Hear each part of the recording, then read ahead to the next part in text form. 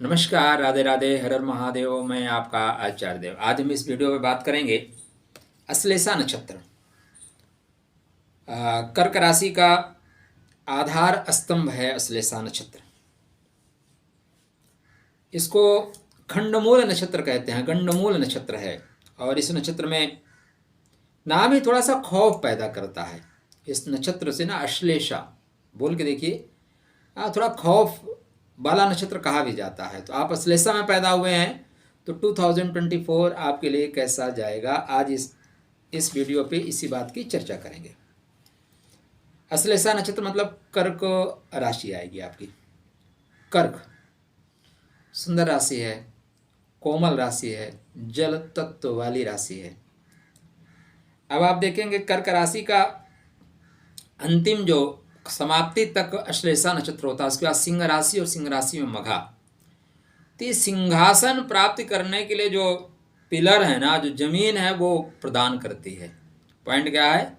सिंहासन प्राप्त करने के लिए जो पिलर बनते हैं ना, उस पिलर का नाम अश्लेषा, आप ऐसा कह सकते हैं। अश्लेषा का मतलब होता है आलिंगन करना। तो आलिंगन करने में कौन सा डर है, लेकिन अश्लेषा का मतलब होता है जकड़ लेना, पकड़ लेना। ठीक है ना। और यह नक्षत्र दरअसल अगर आप भौतिक जगत में देखें तो पकड़ता है, जकड़ता है, लेकिन आध्यात्मिक दृष्टिकोण से देखें तो नक्षत्र का बहुत महत्व है। हमारी जो कुंडलनी चक्र होती है ना, इसको अश्लेषा बहुत ज़्यादा एक्टिव करता है। तो ये कुंडलनी चक्र जागृत करने का नक्षत्र है। ठीक, अब आप किस उसमें लेना चाहते हैं उसको ले लीजिए। स्वामी इसके राशि स्वामी चंद्रदेव हैं और नक्षत्र स्वामी बुध देव हैं, बुद्धिमान ग्रह। एक और खास बात, जब दो नक्षत्रों की युति होती है, बुध और केतु के नक्षत्रों की युति को ही खंडमूल नक्षत्र कहा गया है। सदैव याद रखिएगा, बुध और केतु के नक्षत्र की युति को ही खंडमूल या गंडमूल नक्षत्र कहा जाता है। आपने खंडमूल सुना नहीं होगा। गंडमूल शब्द दरअसल ये खंडमूल है, खंड और मूल। ठीक, इसको खंडांत कहते हैं, बाद में अपभ्रंश होकर गंडांत आ गया। इस पर विवाद मत करिएगा कि हमने किताबों में पढ़ा है। ठीक है ना। तो आपको जो समझना है वो समझ लीजिए, जो हमें समझ में आया मैं आपको बता रहा हूँ। तो इसको खंडांत नक्षत्र बोलते हैं। तो ये अभी आप मूल में जा रहे हैं। कहाँ जा रहे हैं? मूल में। खंड करके, खंड खंड करके, मतलब अश्लेषा आपको पकड़ रखा है, उसको खंड खंड करके मूल तक जाना है, क्योंकि बंधन को काटना है। और खंड खंड कौन कर सकता है? बुध कर सकता है। इसलिए बुध के नक्षत्र और केतु के नक्षत्र मिलके खंडमूल नक्षत्र बनाते हैं। मतलब बुद्धि की वजह से जो परेशानियां हैं, उन परेशानियों पे आप विजय प्राप्त करके मूल चीज़ों में पहुंचिए। ये होता है खंडमूल। अब चूंकि आप जल तत्व से निकल के अग्नि तत्व में प्रकट हो रहे हैं, जल तत्व से जल में फंसे हुए हैं, निकल रहे हैं, और अचानक आपके सामने आग, तो टेम्परेचर बिल्कुल चेंज। इसलिए परिस्थितियां अगर अनुकूल नहीं होती तो ऐसे लोगों को क्रोध की मात्रा अधिक होती है। और शास्त्रकार कहते हैं अश्लेषा नक्षत्र के जातक फुफकारते रहते हैं। हालांकि ऐसा नहीं होता, बट क्रोध की मात्रा अधिक होती है, क्योंकि बंधन आपको प्रिय नहीं होता। तो 2024 कैसा जाएगा आपके लिए, दो चीज़ों का रखना होगा ध्यान। इसके राशि स्वामी चंद्रदेव हैं और नक्षत्र अधिपति आपके नक्षत्र स्वामी बुध महाराज हैं। तो सकारात्मक पक्ष है कि धारा प्रवाह बोल सकते हैं, हंसमुख हैं, कलात्मक हैं, अभिरुचि है, साहित्य संगीत, प्रसिद्ध, नेतृत्व, सफल व्यापारी हैं आप। नकारात्मक है कि अगर आप बुध खराब हुआ, चंद्रमा खराब हुए, तो आप कामासक्त हो सकते हैं और अपना काम निकालने के लिए एन केन प्रकारेण कुछ भी आप कर सकते हैं। किन्हीं चीज़ों का आप सपोर्ट ले सकते हैं, कोई आपको संदेह नहीं, कोई चिंता नहीं होती कि हम क्या कर रहे हैं। उपाय हम आपको लास्ट में बताएंगे क्या करने से बेहतर होगा। हम पहले बात करेंगे 2024 कैसा जाएगा आपके लिए। ठीक, तो काया राखे धर्म है, शरीर माध्यम खलु धर्म साधनम। तो आपके राशि पे शनिदेव का प्रभाव आ रहा है, अतः आपको अपने सेहत का विशेष ध्यान रखना चाहिए। इस समय थोड़ी सी अकड़न, थोड़ी सी जकड़न, अकड़न और जकड़न जो है आपको आ रही, इसलिए थोड़ा सा योग में, थोड़ा प्राणायाम में आपको जाना चाहिए। ठीक है। बुध मतलब बुद्धि, तो बुद्धिमत्तापूर्ण ढंग से आप काम करेंगे तब परेशानी आपको नहीं आएगी। आपके देवता चंद्र महाराज हैं, सॉरी नक्षत्र राशि स्वामी चंद्र महाराज हैं। और चंद्रमा को शक्ति कहाँ से मिलती है? शिव से। शिव के गला में कौन है? नाग। भगवान विष्णु कहाँ सोए हुए हैं? नाग पे। भगवान राम के साथ लक्ष्मण जी कौन है? शेषनाग। भगवान कृष्ण के साथ बलराम जी कौन है? तो नाग और परमात्मा, शक्ति और नाग दोनों एक साथ चलते हैं, तो यह शक्ति का नक्षत्र है। ठीक, अब आपके देखते हैं नक्षत्र अधिपति की क्या स्थिति है, उसी के अनुसार आपको फल मिलेगा। तो आपके नक्षत्र स्वामी 7 जनवरी को धनु में प्रवेश करेंगे। नक्षत्र स्वामी 7 जनवरी को धनु में प्रवेश करेंगे। बढ़िया है। धनु का तात्पर्य यह है कि आप स्टार्टिंग जो कर रहे हैं, स्टार्टिंग में आपको थोड़ा सा प्रयास अच्छा करना होगा। धनु मतलब बुद्धि, तो आप बुद्धिमत्तापूर्ण ढंग से काम करें। स्टार्टिंग आपकी 7 जनवरी से पूरा जनवरी आपका बेहतर जा रहा है। प्रेम मिलेगा, सुख मिलेगा, एजुकेशन अच्छी होगी, संतान का भी सुख आपको अच्छा मिलता हुआ दिखाई दे रहा है। कोई नक्षत्र के अनुसार कोई फल नहीं, राशि के अनुसार अलग फल जाएगा, लेकिन नक्षत्र के अनुसार बेहतर फल मिलेगा। ठीक है, बेहतर फल प्राप्त कर रहे हैं। 1 फरवरी के बाद थोड़ा फल में परिवर्तन आएगा, थोड़ा संघर्ष के साथ आप आगे बढ़ेंगे, लेकिन संघर्ष में आपकी विजय होगी। 20 फरवरी से जो आपकी कुंडली में समय आ रहा है, सुंदर समय आ रहा है। इस समय आपकी सेहत अच्छी रहेगी, मान सम्मान में वृद्धि होगी, जीवन साथी नया मिलने का योग है। जीवन साथी से छूट गए हैं तो जीवन साथी से जुड़ने का योग है। ठीक, वैवाहिक जीवन में आपके जाने के भी योग बन रहे हैं। मैं बात नक्षत्र के अनुसार कर रहा हूं, राशि पे नहीं। राशि और नक्षत्र में फर्क क्या है आपको मन में आएगा। देखिए, राशि एक बहुत बड़ा क्षेत्र है। जैसे अपने पृथ्वी पे कई महाद्वीप हैं, तो एक महाद्वीप है, एक महाद्वीप में कितने देश रहते हैं? बहुत देश रहते हैं। एशिया महाद्वीप ले लीजिए, कितने देश हैं? एशिया महाद्वीप में भाई भारत भी है, पाकिस्तान भी है, लंका भी है, चीन भी है, नेपाल भी है। ठीक, कुछ ऐसे जगह हैं जहाँ पे 365 डेज बर्फ पड़ती है। कुछ ऐसी जगह है जहाँ पे टेम्परेचर 48 डिग्री तक जाता है। तो एक जगह टेम्परेचर 48 डिग्री है, एक जगह टेम्परेचर आपका माइनस में है। दोनों जगह के प्राकृतिक संतुलन को कैसे स्थापित करेंगे, कैसे बता पाएंगे? उसके लिए आपको जाना पड़ेगा कौन से देश में है भाई, उस देश में कौन से प्रदेश में है।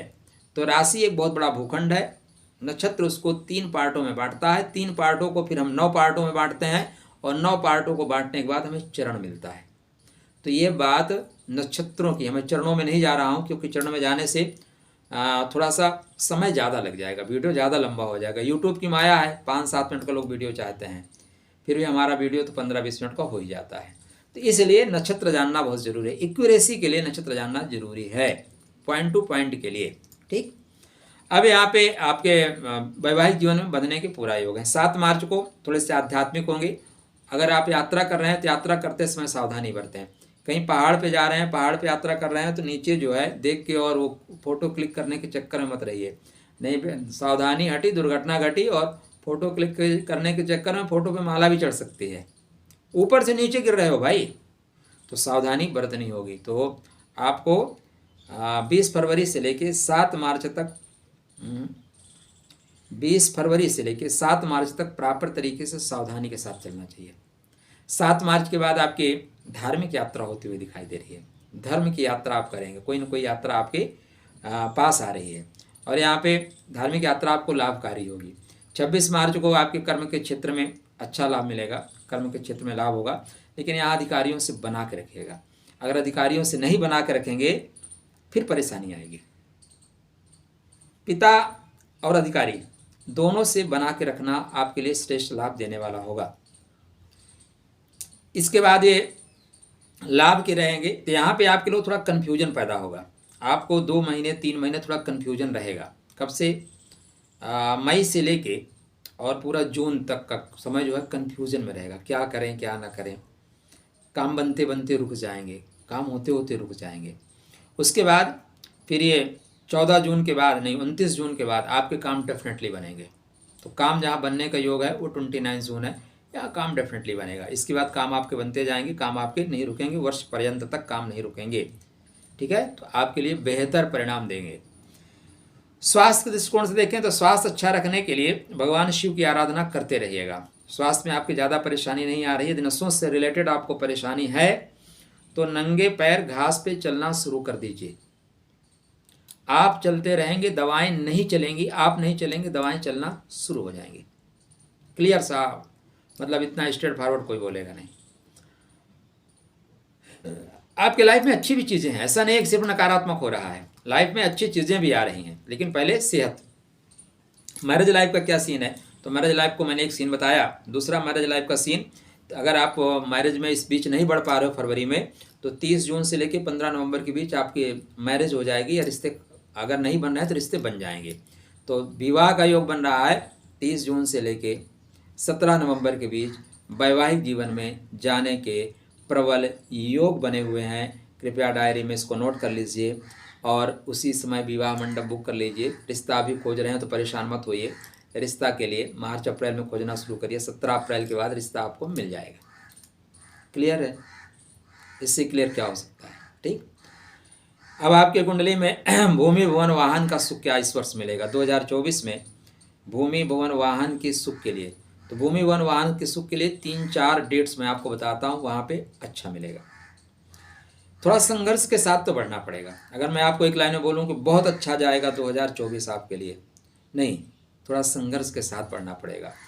अच्छा तभी जा सकता है जब आप सिस्टमेटिक तरीके से काम करिए और अपने कामों को गुप्त रखिए, तब आपका डेफिनेटली कार्य अच्छा होगा। यदि आप अपने कामों को लोगों को बता देते हैं, तब आपका काम रुक जाएगा, ध्यान रखिएगा। आपके भूमि भवन वाहन के जो कारकत्व को लेके चल रहे हैं शुक्र महाराज, तो शुक्र महाराज 7 मार्च से लेके और पूरा 19 तक, 19 जून, 19 मई, 7 मार्च से लेके 12 जून तक का जो समय है, भूमि भवन वाहन के लिए श्रेष्ठ अवसर है। भूमि भवन वाहन के लिए श्रेष्ठ अवसर है। फिर 18 अक्टूबर से लेके पूरा 2 दिसंबर तक भूमि भवन वाहन के लिए श्रेष्ठ अवसर है। 2 डेट्स मैंने बताई। पूरे वर्ष पर्यंत आप बना सकते हैं, लेकिन इस बीच प्रयास करने से भूमि भवन वाहन का सुख आपको ज़्यादा मिलेगा। ठीक। एजुकेशन और नौकरी ज़्यादा जरूरी है ना। व्यापार कर्मा क्या स्थिति है, तो अगर व्यापार के दृष्टिकोण से बात करें तो व्यापार स्टार्टिंग में आपका ठीक चल रहा है, लेकिन अवरोध के साथ चलेगा। 6 अप्रैल से आपका व्यापार गति पकड़ेगा। कब से पकड़ेगा? 6 अप्रैल 2024 से आपका व्यापार स्पीड पकड़ेगा। 17 अप्रैल के बाद और स्पीड पकड़ लेगा, और 1 मई 2024 के बाद बिल्कुल थ्रू आउट चल पड़ेगा। तो आप प्लान कर लीजिए 2024 का, कैसे कैसे हमें करके आगे बढ़ना है। संतान का और नौकरी का क्या स्थिति है, तो स्टार्टिंग में अच्छा है। 5 फरवरी के बाद थोड़े से उदर विकार या संतान आपसे दूर जा रही है। अगर आप एजुकेशन के क्षेत्र में हैं, आप छात्र हैं, तो आपका थोड़ा कंसंट्रेशन खराब होगा। 15 मार्च से 23 अप्रैल नौकरी के क्षेत्र में बेस्ट समय है, जहाँ पे आप प्रतिस्पर्धा में आपको सफलता मिलेगी या नौकरी में सफल होने के प्रबल योग आपके कुंडली में बनते हुए दिखाई दे रहे हैं। ठीक। 5 फरवरी से ही अगर आप देखें ना, तो 5 फरवरी से ही आप ज़्यादा गति के साथ सफल होंगे, और एक तरह से आप शत्रुओं को पराजित करके बढ़ रहे हैं 5 फरवरी के बाद। तो यहाँ से लेके पूरा 26 अगस्त तक, 5 फरवरी से लेके 26 अगस्त तक नौकरी के लिए श्रेष्ठ अवसर है। इंटरव्यू में सफलता प्राप्त करने के लिए श्रेष्ठ अवसर है। संतान के क्षेत्र में आगे बढ़ जाने के लिए, संतान को आगे बढ़ा देने के लिए श्रेष्ठ अवसर है। क्या करना चाहिए आपको, फल और लास्ट में बताएंगे, पहले और चीज़ों का देख लें। धन क्या कहता है, धन की स्थिति क्या रहेगी, धन मिलेगा?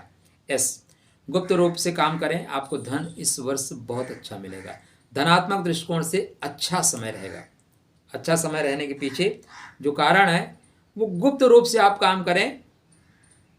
आप देखें तो 8 नंबर जो है इस वर्ष मूलांक क्या आ रहा है, 8 आ रहा है। 8 किसका है? शनि का है। शनि क्या चाहते हैं? सिस्टमेटिक तरीके से काम करिए। शनि आपके नक्षत्र पे आप आधार मानेंगे तो व्यापार के स्वामी को होके चलते हैं, व्यापार आपका चलाने वाले हैं, व्यापार को अच्छा करने वाले हैं।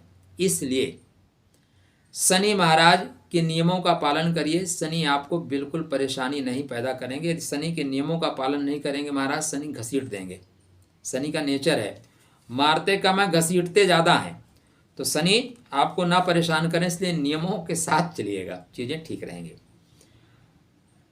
हाँ, राहु भी आपको सपोर्ट करेंगे। स्टार्टिंग में राहु महाराज डेफिनेटली आपको सपोर्ट कर रहे हैं। राहु आपके भाग्य के घर में चल रहे हैं और ये 8 जुलाई तक एन केन प्रकारेण हर तरह से आपको सपोर्ट कर रहे हैं। भाग्य में आपके बुध महाराज हैं और राहु महाराज उसी नक्षत्र में है, तो स्टार्टिंग आपकी तगड़ी होनी चाहिए। राहु रेवती नक्षत्र में चल रहे हैं। रेवती नक्षत्र आपके अश्लेषा नक्षत्र का भाग्य का नक्षत्र है, ठीक, पूर्व जन्म की एनर्जी का नक्षत्र है। तो आप ये चाहते हैं कि आप टेक्निकल ढंग से काम करें, हर तरह से लाभ, धार्मिक यात्रा करिए, धर्म में कोई देवी देवता या थोड़ा तंत्र का सहारा लेके चलिए, चीज़ें बेहतर होंगी। आपके जो पंचम भाव हैं, ठीक है ना, पंचम भाव, कुंडली में पंचम भाव में आपके नक्षत्र आएंगे, ज्येष्ठा नक्षत्र आएंगे। ज्येष्ठा मतलब बुध, ज्येष्ठ का प्रभाव लेके। तो थोड़े से ज्येष्ठा का तात्पर्य है कि आप आगे बढ़ के काम करिए। ज्येष्ठा का तात्पर्य है आप लोगों के लिए हेल्प करिए, तो आपकी इष्ट की कृपा आपको मिलेगी। आप इंद्र देवता की शक्ति का आराधना करिए, निश्चित रूप से आपको सफलता मिलेगी। वर्ष को उत्तम करने के लिए क्या करें? रत्न रेमेडीज में आपको नहीं कहूँगा, अगर आपकी कर्क लगन है तो रत्न रेमेडीज में आपको बता देता हूँ। एक पुखरात धारण करके रखें और एक तिकोना मूंगा धारण करके रखें, चीज़ें इस वर्ष आपके लिए बहुत बेहतर होंगी। आपका नक्षत्र का स्वामी बुध है और आप पन्ना पहन लें और आपकी कर्क लगन निकल जाए तो आप परेशान हो जाओगे। हरदम याद रखना, जरूरी नहीं है कि जो नक्षत्र आपके साथ चल रहा है वो सपोर्ट ही करे, ये बेसिक चीज़ याद रखिएगा। हमारे ज़्यादातर यूट्यूब पे जो काम करने वाले भाई लोग हैं वो ये चीज़ भूल रहे हैं। अब आप शुक्र का आपका नक्षत्र है, शुक्र आपके मेष राशि में चलेंगे, शुक्र आपके सिंह राशि में चलेंगे, शुक्र आपके धनु में चलेंगे। मेष में शुक्र मार्केश है, धनु में शुक्र बिल्कुल खराब है। अब आप नक्षत्र का स्टोन पहना दोगे नुकसान हो जाएगा, इसलिए नक्षत्र का स्टोन नहीं पहनना है। यहाँ पे नक्षत्र को ठीक करने के लिए नाग केसर का पौधा आता है, नाग केसर की लकड़ी रख लीजिए अपने पास। चमेली आती है, ठीक है ना, चमेली, चमेली का तेल में थोड़ा सिंदूर मिला के हनुमान जी को अर्पण करते रहिए, हनुमान जी की प्रतिमा पे लगाते रहिए। चमेली का तेल देवस्थान पे, चमेली का पौधा आप देवस्थान पे लगाइए, चीज़ें ठीक होना शुरू हो जाएंगी। अश्लेषा नक्षत्र बंधन का नक्षत्र है, जकड़न का नक्षत्र है, इसलिए इस नक्षत्र से मुक्ति के लिए आपको थोड़ा सा योग करना होगा, थोड़ा प्राणायाम, थोड़ा ध्यान में जाना होगा। आपका नाभि चक्र बंधा हुआ है, थर्ड एनर्जी आपकी जो वाइब्रेशन है सेकंड एनर्जी से ऊपर उठ ही नहीं पा रही है, थर्ड पे मुश्किल से पहुंचती है और नहीं पहुंच पा रही, इसीलिए आपको क्रोध आता है, इसीलिए आपको गुस्सा आता है। तो उसको शांत करने के लिए भगवान शिव या भगवान विष्णु की आराधना करिए, क्योंकि भगवान विष्णु सर्प पे लेटे हैं, शेष नाग पे लेटे हुए हैं। जो शेष रह जाता है, एनर्जी जो शेष बची रह जाती है, उस पे वो लेटे हुए हैं, वो आपकी एनर्जी को बैलेंस कर देंगे। तो 2024 बेहतर परिणाम लेके आएगा 2023 की अपेक्षा, लेकिन कुछ छोटी छोटी चीज़ों का ध्यान रखना होगा। शनि का प्रभाव आपके राशि पे है, अतः संघर्ष के साथ ही आगे बढ़ना है। आपका अपना बर्थ चार्ट ही ये बताएगा कि कौन कौन से और से उपाय करने से आपको बेहतर परिणाम मिलेगा। तो उसके जानकारी के लिए दिए हुए नंबरों पर आप संपर्क कर सकते हैं। मैं और मेरी पूरी टीम आपकी सेवा सहायता के लिए उपस्थित है। आप खुश रहिए, स्वस्थ रहिए, मुस्कुराते रहिए। चैनल को सब्सक्राइब नहीं किया तो सब्सक्राइब कर लीजिएगा। राधे राधे।